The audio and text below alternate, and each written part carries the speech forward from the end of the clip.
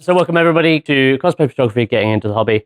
So let's start. Who is this guy? You might be asking yourself. I'm MD Hammond, MD Hammond Photos. I've been doing this for quite a while. Sort of my first rodeo, as it were, doing cosplay photography properly was at Kitacon 2017. That was my first one before I got cursed and then it was cancelled for 5 years. But yeah, so I thought I'd throw up some of the work that I like to do. These are a fair amount of composites. I take a lot of portrait ones, so finding landscape ones was a bit more difficult. But yeah, so some of these are taken at Cos Expo, RIP. Some of them are at Kitacon Manchester. Some of them are at Cosplay events, which we'll come on to later.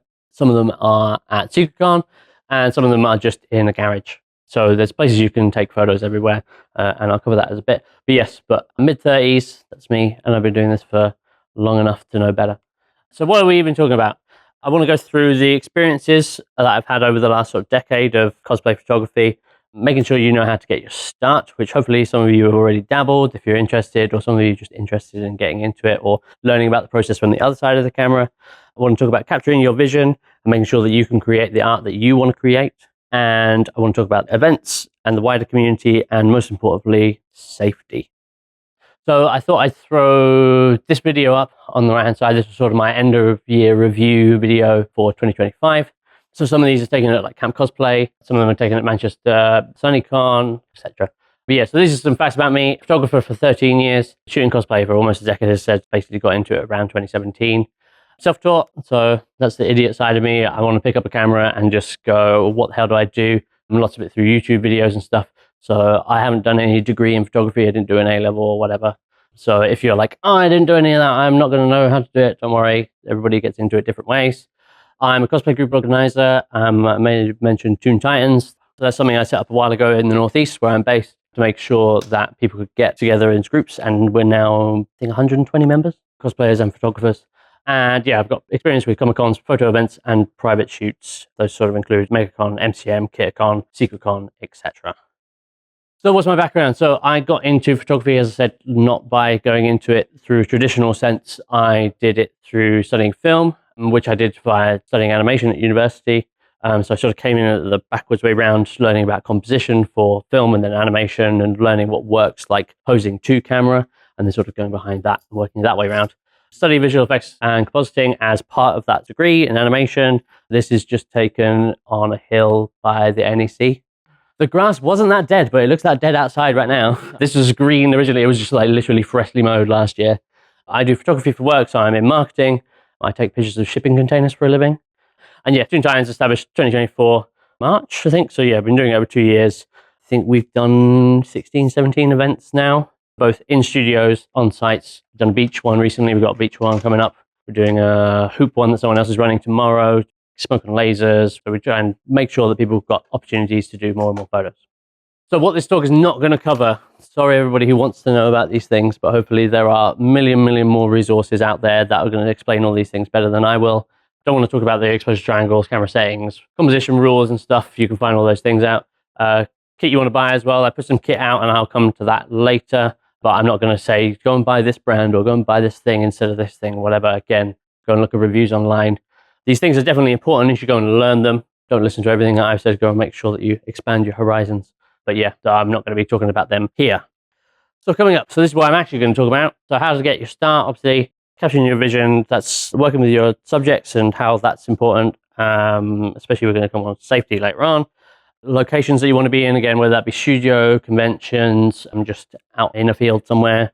The equipment, as I mentioned, and a bit of marketing and editing and retouching, which I'm terrible at. So light camera action. This is where we get into how you're going to do things. Press any shutter button to start. I'm sure you've all heard this before, but the things you need to start are a camera. That tends to be a thing with a lens and a sensor behind it. You want your passion. That's for cosplay, telling stories, and making cool art. If you're not going to start with those things in mind, you might want to rethink why you're getting into it. Inspiration. You want to make sure that you have somewhat unique perspective on the stories you want to tell. Even if you're going to learn the basics going through to start with, you want to be able to go, I want to make this kind of look and I want to do this with this character. Then at least you're going to get more out of it as you go along. You're not making the same kind of things over and over again.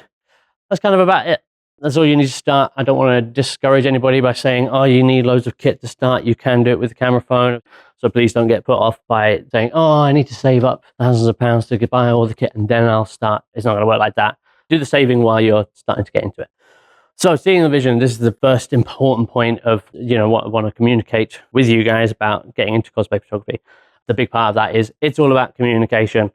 The only way you can get the shot you want is being able to tell your model cosplayer what you want out of it. That can be hard, especially with if your subjects, they might be from a different part of countries, they might even not speak the same language as you, the first language. Some of that's difficult. I always still try and do it in camera terms with like tilt and yaw and that kind of stuff.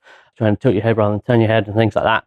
So that can be difficult, but yeah, that's important to learn your adjectives and how you want to achieve them so you can let people know what you want so you can see that on the other side of the lens. Cosplayers, this is a not mutually exclusive thing, but cosplayers tend not to be models. They tend not to be able to hit 10 poses in 30 seconds. And you probably don't want them to, because especially if you've got a look that you want to be able to know what you want from a pose and be able to get people into that, as I've said. And a lot of people would not know what to do. A lot of people would just go, I don't know how to pose. And so stand there until you tell them to do something. They do know how to pose. They've done it in front of the mirror 1,000 times, but it's just getting their confidence up as well. Start with the comfy poses. That tends to be what I do, just because I've had people yesterday I was taking photos of, people just standing there. I'm like, that's cool. Just extend a little bit more, put your arm in a slightly different position. That tends to be, you know that they're comfortable with those poses, and then you can just push them into that.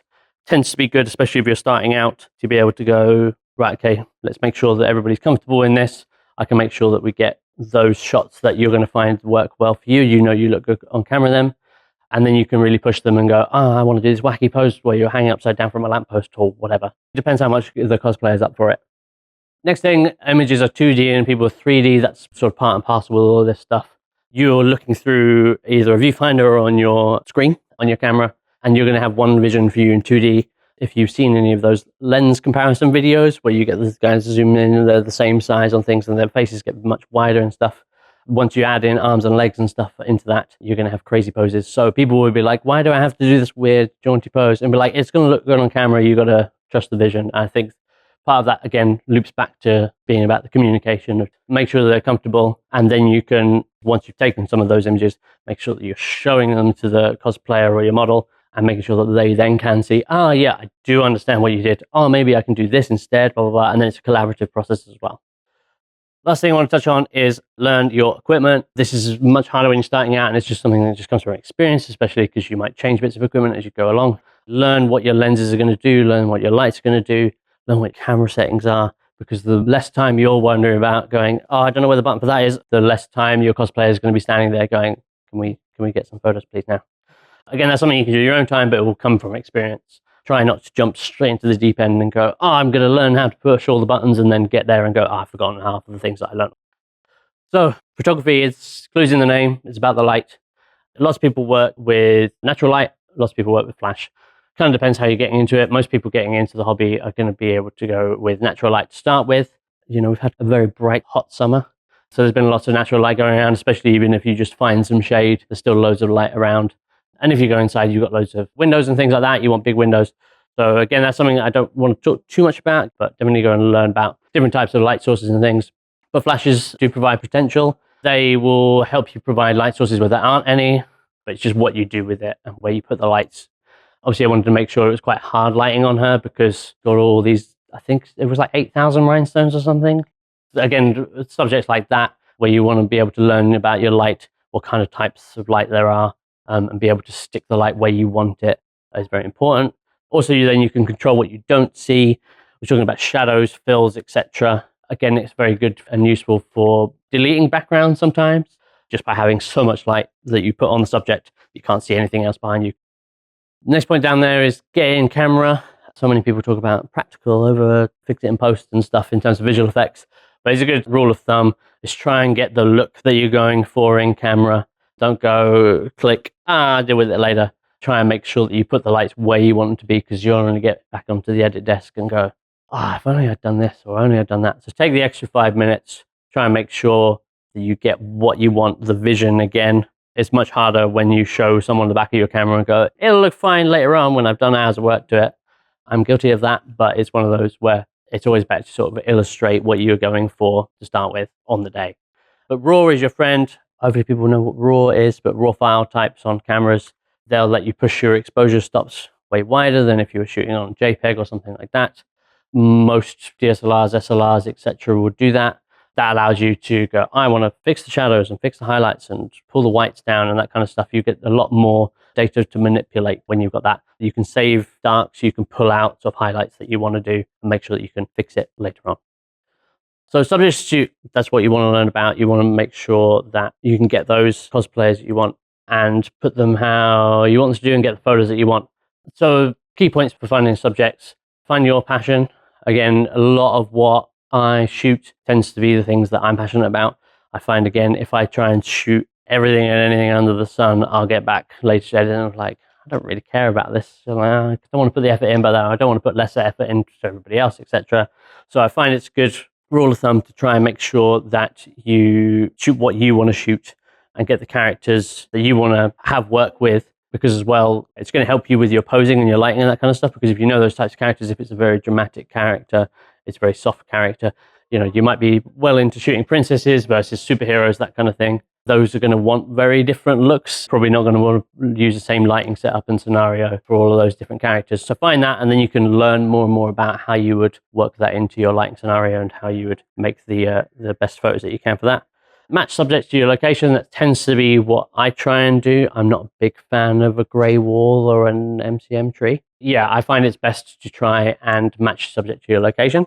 Because then again, if we've got an adventure character and he was just sat against a concrete wall, it wouldn't give you as much of a vibe as if he's in the middle of a woodland area and he sort of looks like he's going on an expedition. Don't follow the trends. I try and push this to people. It can be tempting, but most people, subjects, are more passionate about their fandoms. So many people, present company included, are about the fandoms that they want to be about and they're passionate about.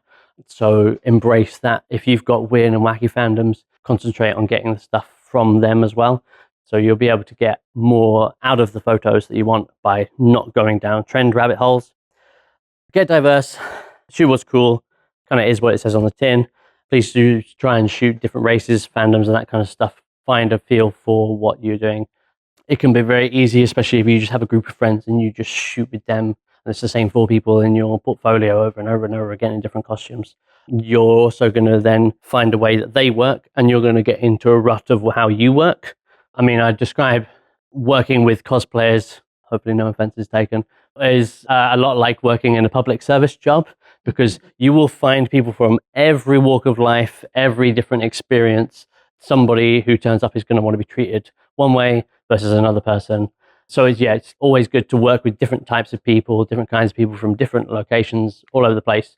And it will get you into a good way of working as well. You know, you'll be able to expand your skill set, get an idea of what's going to work for more and more people, so you can then keep working with more and more different types of people. Because last thing you want is to spot a cool character in a cool location. You go, I want to shoot with you, and then you have a really rubbish time on both sides of the lens because you've been in a rut trying to get one type of people.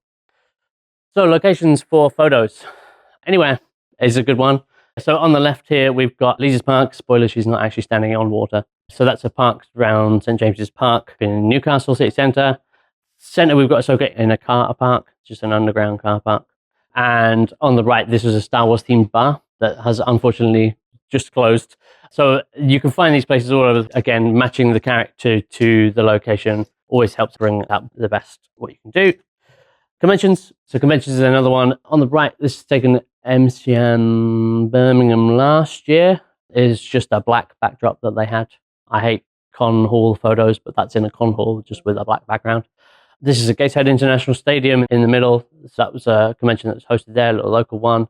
And on the right, that was MegaCon Birmingham, I think, in the NEC. They're on one of those weird concertina folding wall things. So again, depending on how you want to cut people out and composite them, you can shoot anywhere.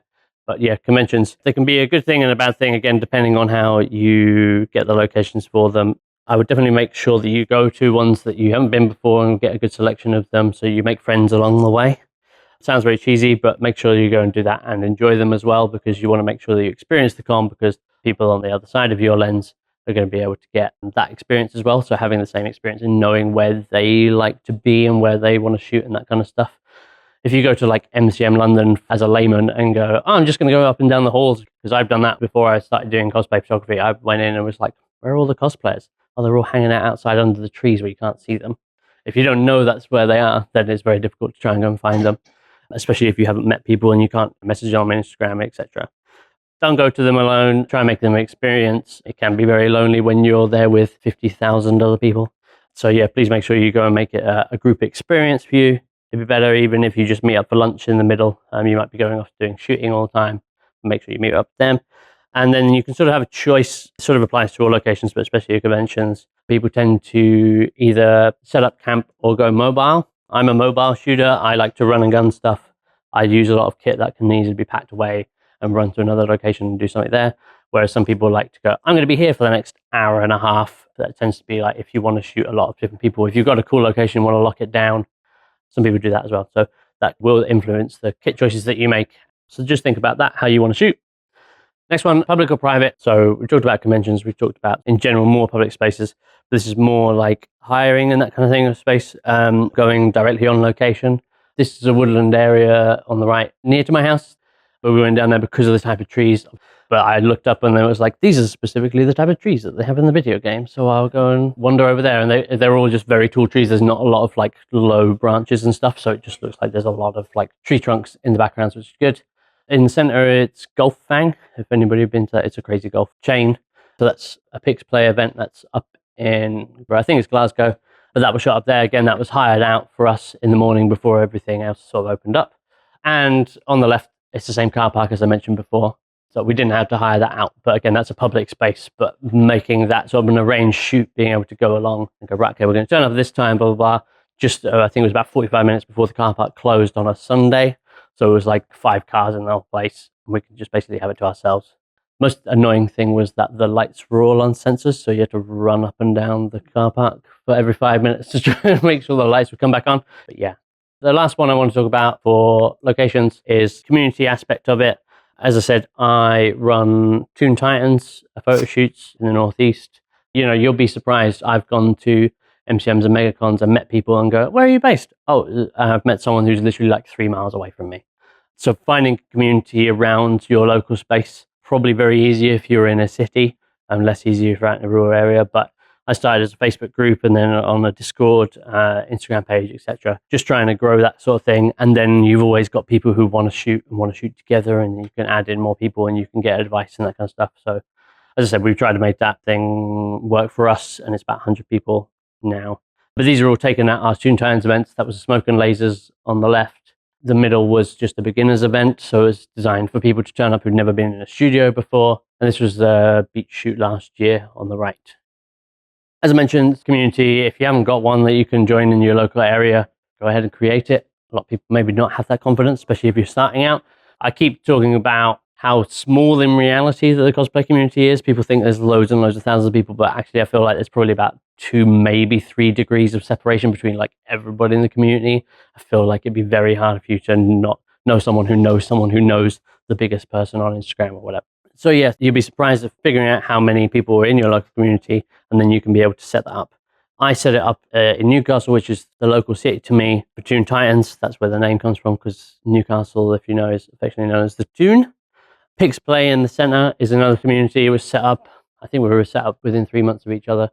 That's based around Glasgow and Edinburgh. So that Golf Fang one was part of them, but they draw a lot of people in from Scotland and sort of the north of England as well. Spores as well is a group of people that I've worked with before. You'll probably see a lot of the photographers and videographers that are here this weekend have worked with them in some capacity as well. But they like to make short films, but they also do photo outing days, and they'll book out big manors and things like that. So you can create your own thing depending on your dream shoot, because that's kind of what they've done. It's just gone, we all have this dream shoot idea. Can we just go and do this? Can we get the money together between the 10, 15 of us and go and make it happen? So yeah, so I encourage you to go and make it happen yourself. Equipment and costs. This is the sort of demystifying element. I don't want, again, people to have an idea that you can't go out and do with a phone, but also I appreciate that people might go, I need to go and save up £1,000 before I can get there. So this is where I want to sort of be upfront and say, this is how much each of one of these shots is worth, if that makes sense. I'm not including too many things, like I'm not including like Photoshop or the hire of the venue or stuff like that. It's just literally equipment that you'll have on your body. So my current kit, so I'm on a Canon R6 Mark II. I'm a Canon shooter. I chose that because I learned on that at uni, but all things are pretty much the same these days. You can pretty much get whatever you want. That's a mirrorless SLR. I'm still on EF lenses because they're still really good and there's a really good converter for them. I've also got a Godox AD300 and the AD100 Pro. They're both strobe flashes and modifiers. That's softbox modifier. They come in all different shapes and sizes, different umbrellas and that kind of stuff. Obviously, those stands and things like that that go with that as well. So I started out on a Canon 60D with a kit lens, like 3 extra batteries, a bag, and some SD cards that were really not very good. But I just picked that up from eBay at one point. Someone was just selling that as like a job lot and going, I'm upgrading all of my kit. Someone else had my old kit. And so I picked up one of those. That tends to be a really good way to get into that kind of stuff. You just go, see if I can see what people are selling. There are also other good websites for like secondhand kit, mdb.com, Wex Photo and Digital. There's a few others as well, but eBay is also a good shout to try and get stuff on. eBay don't have graded listings. You sort of get it's going to be good quality and you have no idea what that is. Whereas some specialist websites will have specific grades and they'll say this is 7 out of 10 or 9 plus or 1 out of 10 for something that basically doesn't work. So I got that camera. I was then gifted the 50mm f over 1.4. I still use that today. It's a very soft, dreamy lens. I then moved up to the 6D Mark II. So I just went literally and progressed in the camera line as they were coming out. Sort of kept about 2 to 4 years behind the sort of trend. So I wasn't spending stupid money. Added lots of lenses, going from zoom lenses to ultra wides. And then beginning of last year, I upgraded to the R6 Mark II. So extras that you can have. I've got one of these big smoke machine things. They're very good for studio work, not particularly good for outside, especially if you get a windy day.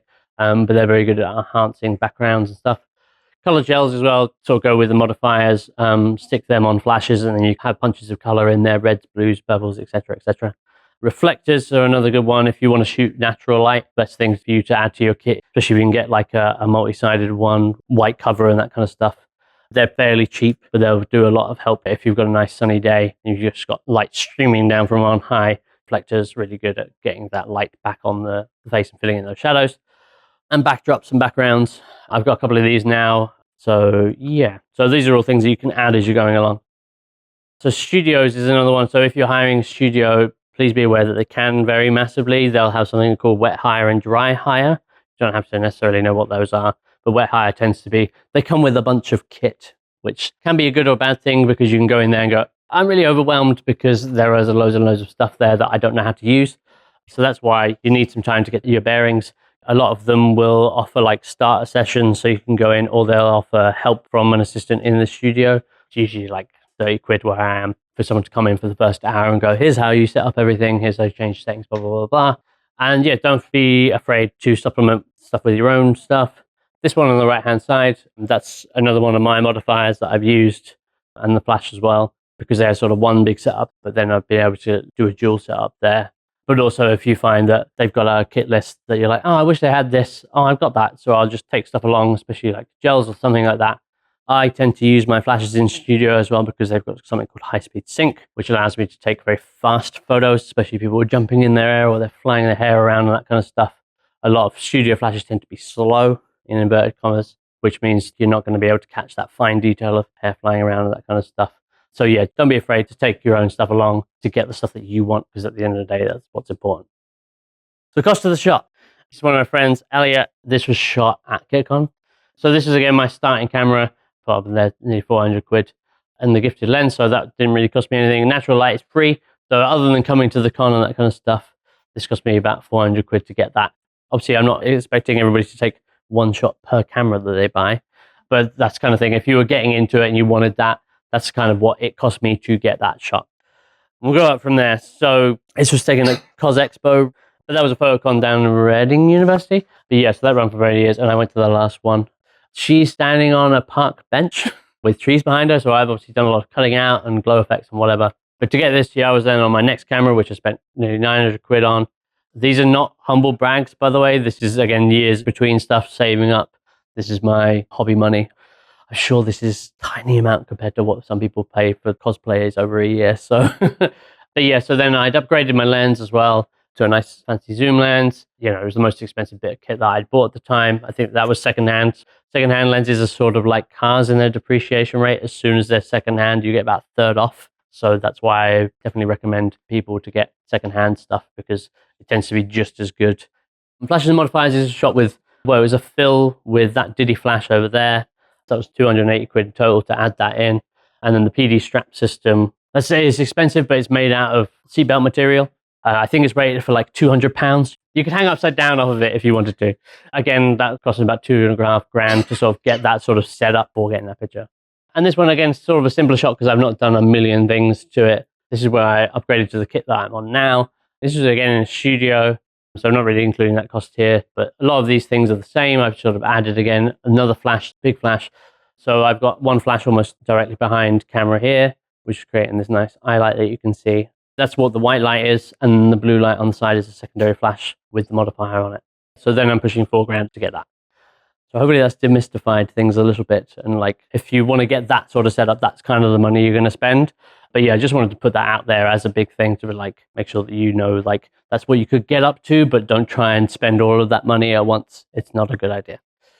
Cool. So being not yourself. So this is where I sort of look at marketing a little bit and figuring out who you want to be online. A lot of people are obsessed with this, but I'm trying to do like the basics of this. I do marketing for a living. I find a lot of professions, it's one of those things where if you do it for a living, you're really bad at doing it yourself in your personal life. So I'm not very good at marketing myself, but these are some of the bits and bobs that I learned. So create a brand that fits your style. I'm all about high contrast, high color saturation, that kind of stuff. That's reflected in my logo. So you can see most of those are bright, colorful stuff. Because I shoot a lot of superheroes and action heroes, they tend to be bright primary colors anyway. You know, you can supplement it with grungy things, whatever. But if you get a style, a lot of people in art in general talk about finding your style. So definitely try and get that, and you'll get that over time. But if you start figuring that out about yourself as you're a year or two in, you'll be able to go, oh, right, okay, I'm really good at doing this. I'll either double down on doing that or try and like supplement it with other things and steer your way to what you actually want to do. Studying in your voice is important. In marketing, we talk about like tone of voice and things like that. You might have heard that phrase. I tend to have the same sort of post structure on things like Instagram for all of my posts. Find something that works for you, because the last thing you want to do is create a whole essay for yourself every time. Some people do use it as like a diary, but yeah, whatever works for you. Use collaboration tools, especially on like Instagram, YouTube and stuff are doing it now. I feel like most brands are going to be leading that. So definitely use the collaboration tools that are on offer to you, whatever system you're on. Adding in your signature is an interesting one, because some people use watermarks, some people don't. You can have a signature style, but again, if you want to put your literal stamp on it, that's up to you. I tend to not do any of that, because people will either crop them out, or it'll be a daft thing, especially when you've got stuff like Instagram. Subjects gets cropped in weird places, and then you have to try and communicate how you want it to be shown a bit too much. So I tend to stay away from that, but some people use them to great effect, especially if they're only posting their own work and then collaborating. Showing your face is the important last one. You can see I'm not on that page anywhere, which tends to be how I like it. But yeah, I tend to not do that, but I would say showing your face is probably a good one, because then, especially when you're going around at conventions, to be able to get people to know who you are and then be approachable and that kind of stuff. Talking about learning from mistakes. So these are things that I either dabbled in and went absolutely not, or took way too much time on, or just didn't do it all. And I feel like people can learn from that. So ignoring the grid, again, I've just shown you my grid. Some people try and do rows of 3 or do big patterns or whatever. I tend to find that that's easier to ignore, and you'll think about it far less and worry about it far less if you just ignore it. If you're desperate to do it, then go for it. But again, it's one of those things that I found a hassle that didn't necessarily need. Create more videos. Again, this was taken in like 20 minutes at a local con, but I found this really effective, and a lot of cosplayers like that. But as well as like making your own videos, do little how-to guides, or BTS tends to be really, really popular. A lot of people I know are doing really well on things like Instagram, are using like short form to their advantage, being able to go, look at here's me on set, and being able to illustrate, this is the way I work, this is the way that I'd like to do things, or even like showing the behind the scenes of you editing, that kind of stuff.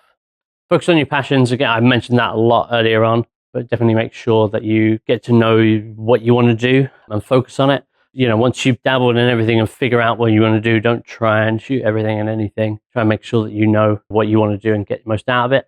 Embrace your community is the next one. That's kind of obvious, but yeah, make sure that you get some friends. Make sure that you know where people are in the community, where they like to hang out, whether that's again on Discord online or like Instagram and stuff, how they communicate, or whether they're again specific cons that people go to that you prefer to work with.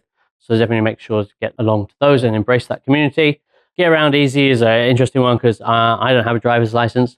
Weirdly, it seems more and more people I talk to in the Northeast where I'm based, the percentage of photographers that have driving licenses seems to be quite small. I don't know what happened at that time, but I would say that it's going to make your life a lot easier. Again, I mentioned about like having kit that you can carry around easy.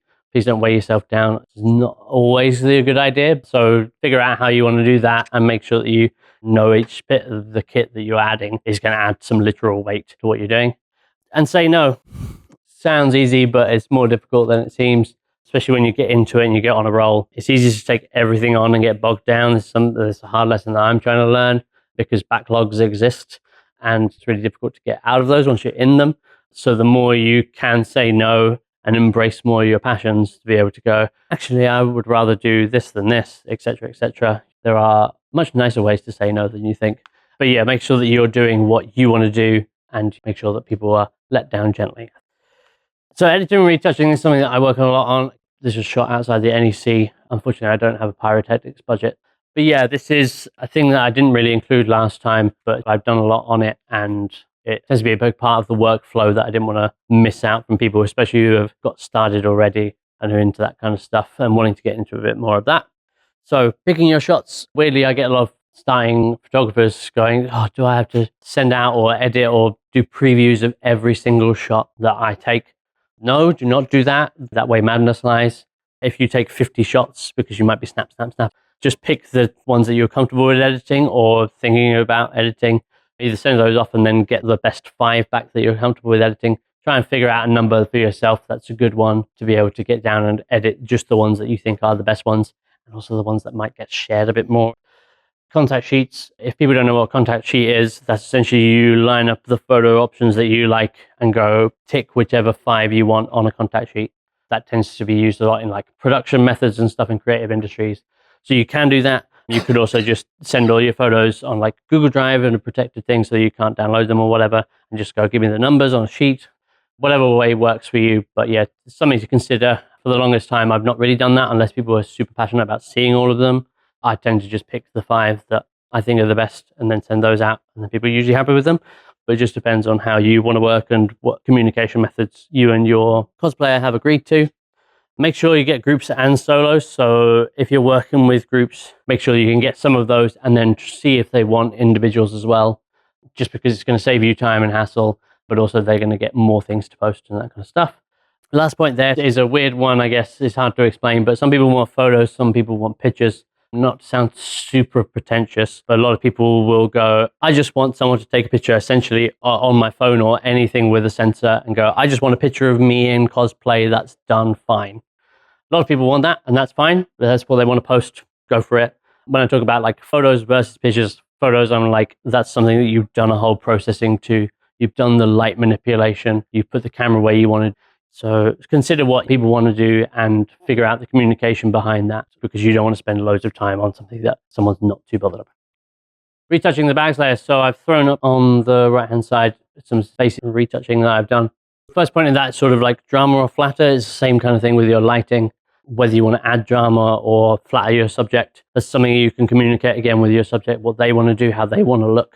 But it tends to be like if you're shooting princesses or something like that, they tend to want to be very pristine and pretty. And so to me, that's a nightmare, especially when you get on like very complicated backgrounds like trees and stuff. Trying to paint out flipping flyaways all the time is a nightmare, but it's one of those things that will look way better if you do it. Whereas like I tend to prefer messier characters because they're far less work. They're meant to look a little bit more disheveled, so they're easier. Respect over aesthetics. Cosplay is for everybody. It's been a point that's been pushed quite recently in the community as well, which is really good. But yeah, it's just a point to say, don't reshape people to what you think is a beauty standard. Make sure that they know what they're getting out of it. There's been loads of different trends, different people, where people have made people's skin too light or too dark. They've put different eyeshadow on and blah, blah, blah. It sounds like a simple and easy thing to get right, but I've seen people do it. So please make sure that you're respecting the people that you're shooting over what you think is going to be a good aesthetic. People tend to not notice what I'm doing here, basically. This tends to be like massaging features and making sure that they're going to still look their best, because a lot of people are not going to want like weird shadows under their chin or eye bags or whatever. So if you can get rid of those in post, especially if you haven't got it right on the day, people are going to thank you for that or not want to notice it. You know, if you do something right, people won't know that you've ever done anything at all.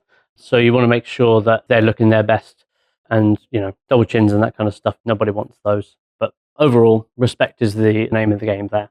And keep it true to your vision. Again, just making sure that there's background replacements and that kind of stuff, or background extensions, stuff like that. And whereas removing modern buildings and things, just try and make sure that the stuff aligns with what you want to do, because that extra bit of work can make all the difference.